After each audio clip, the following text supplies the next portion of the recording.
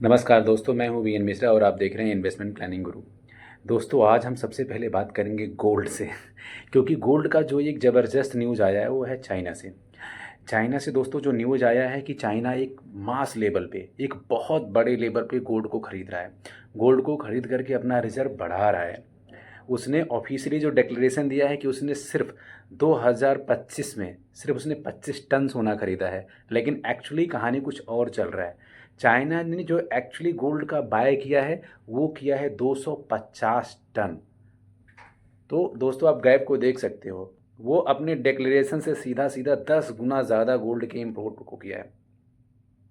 और गोल्ड के जो इम्पोर्ट करने के पीछे का रीज़न है वो सीधा-सीधा है डॉलर के डोमिनेंस को कम करना। तो चाइना दिखा रहा है कुछ और कर रहा है कुछ और। उसके पीछे का रीज़न ये है कि ट्रंप को चकमा देना। और ये सारी खबरें मार्केट में नहीं है, ये रिसर्च बेस्ड है और जो बड़े-बड़े एक्सपर्ट हैं, उनकी रिपोर्ट के बेस्ड पे है कि चाइना ने इतना बड़ा गोल्ड का रिज़र्व रख कर लिया 2025 में। और ये चुपके-चुपके इसलिए कर रहा है कि कल को अगर ट्रंप को पता चलेगा तो ट्रेड वार, टैरिफ और ट्रंप तो एकदम सर पकड़ के बैठ के पटकेगा चाइना को कि भैया तुम्हारे को तो लो 200% का टैरिफ और तुम डॉलर के डोमिनेंस को कर रहे हो, मेरे डोमिनेंस को कम कर रहे हो। वो तो वैसे ही एकदम बिल्कुल फुल फॉर्म वाला आदमी है। एक बार उसको पता चल जाए कि कोई उसके डॉलर को जो है डोमिनेंस को कम कर रहा है तो टैरिफ वार, ये वार, ट्रेड वार, वो सब कुछ थोप देगा। तो चाइना के लोग जो है छोटी आँख वाले बहुत ही खतरनाक है और इन लोगों ने अपना डॉलर का रिज़र्व बहुत ज़बरदस्त तरीके से बढ़ाया हुआ है। दूसरी बात ये है दोस्तों कि आने वाले टाइम में चाइना जो है अपने आप को यूएस को ही अपना कॉम्पिटिटिव मान रहा है और वो ये चाह रहा है कि आने वाले टाइम में मार्केट चाइना के हिसाब से मूवमेंट करे कि ना कि यूएस के हिसाब से मूवमेंट करे। क्योंकि आपको पता होगा आज के टाइम में वर्ल्ड इकोनॉमी में जो डोमिनेंस है वो यूएस का है और चाइना गोल्ड रिजर्व इसलिए इकट्ठा कर रहा है कि जब उसके पास गोल्ड रिजर्व होगा तो यूएस से वो आंखें में आंखें मिला करके बात करेगा और उसके डोमिनेंसी को ख़त्म करने की कोशिश करेगा। इसलिए चाइना बहुत मास लेवल पे गोल्ड खरीद रहा है। दोस्तों आपको पता है कि जब गोल्ड का बाइंग जबर एक मास लेवल पे होगा तो डिमांड बढ़ेगा और जब डिमांड बढ़ेगा तो प्राइस ऑटोमेटिक बढ़ेगा क्योंकि डिमांड में और सप्लाई में दोनों रेट का उल्टा का फ़र्क होता है। जैसे डिमांड बढ़ेगा ऑटोमेटिक रेट बढ़ जाएगा। अब कोई एक कंट्री है जो तो एक्सपर्ट कह रहे हैं कि उसने इतना टन खरीदा है, क्या पता उसने कितना टन खरीदा हो, किसी के पास एग्जैक्ट कोई फिगर नहीं है। जब उसने 25 टन ही अपने डिक्लेरेशन में दे रखा है कि उसने Y25 में सिर्फ 25 टन का खरीद कर रखा है क्योंकि वो ट्रम्प की वजह से।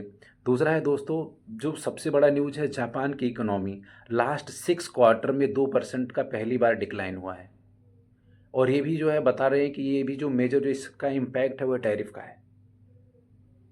तो आने वाले टाइम में जैसे जापान की इकोनॉमी 2% डिक्लाइन के हालात 6 क्वार्टर में, तो वहाँ से जो इन्वेस्टमेंट आएगा ऑब्वियसली नियरिंग कंट्री या डेवलपिंग कंट्री में आएगा या ग्रोइंग कंट्री में आएगा। तो आने वाले टाइम में अगर वो वहाँ का कुछ परसेंट भी अगर इन्वेस्टमेंट इंडिया में शिफ्ट होता है तो ऑब्वियसली इंडिया का मार्केट भागेगा, डोमिनेट करेगा वर्ल्ड इकोनॉमी को। इंडिया वैसे ऑलरेडी को चाइना जापान को पछाड़ करके खुद को अपने आप को 4th पोजीशन पे किया हुआ है, तो उसका भी एडवांटेज कहीं ना कहीं बहुत ज़्यादा इंडिया को मिलने वाला है दोस्तों। और जो एक्सपोर्ट है एक्सपोर्ट है वो बढ़ेगा क्योंकि एक तरफ जब जापान का बिजनेस डेक्लाइन होगा तो इंडिया का एक्सपोर्ट बढ़ेगा और इंडिया का इकोनॉमी ऑटोमेटिक ग्रो करेगा तो डेफिनेटली इंडिया का मार्केट ऊपर जाएगा। इसके साथ साथ दोस्तों जो दूसरा सबसे बड़ा आज के टाइम में है प्रॉब्लम वो सिल्वर गोल्ड में, क्योंकि जो सिल्वर है, सिल्वर का जो डिमांड है वो डिमांड कम नहीं होने वाला है। डिमांड पिछले कुछ समय में बहुत ही तेज़ी से भाग रहा है, तो आने वाले टाइम में सिल्वर का डिमांड बढ़ रहा है तो सिल्वर का भी रेट जाएगा। तो गोल्ड और सिल्वर दोनों की बाइंग ज़बरदस्त हो रही है जिससे दोनों का डिमांड ऊपर जाएगा और दोनों में के रेट में जो है एनहांसमेंट होना बहुत ही पॉसिबल है। तो इस स्ट्रेटजी से अगर आप वर्ल्ड इकोनॉमी को देखोगे, country to country trade war को देखोगे, तो सिल्वर और गोल्ड में आने वाले टाइम में तेज़ी बनेगी। हालांकि कोई एक्सपर्ट भी इनके जो अप्स और डाउन का दे रहे वो 10% में लेकर के चल रहा है कि जिस हिसाब से इसका डिमांड है, सप्लाई है, बाइंग है, उस हिसाब से जो बता रहा है कि जो प्रिडिक्शन भी आ रहा है 10% ज़्यादा से खुलने का या 10% डाउन जाने का। तो अगर इनिशियली आपको कहीं पे भी 5% 10% का सिल्वर और गोल्ड के प्राइस में वेरिएशन देखने को मिलता है, तो आप उससे मत सोचिए, उससे मत जज करिए कि सिल्वर और गोल्ड के प्राइस कम होने वाले हैं। उसके पीछे रीज़न ये है कि सिल्वर और गोल्ड का डिमांड ही इतना ज़्यादा है।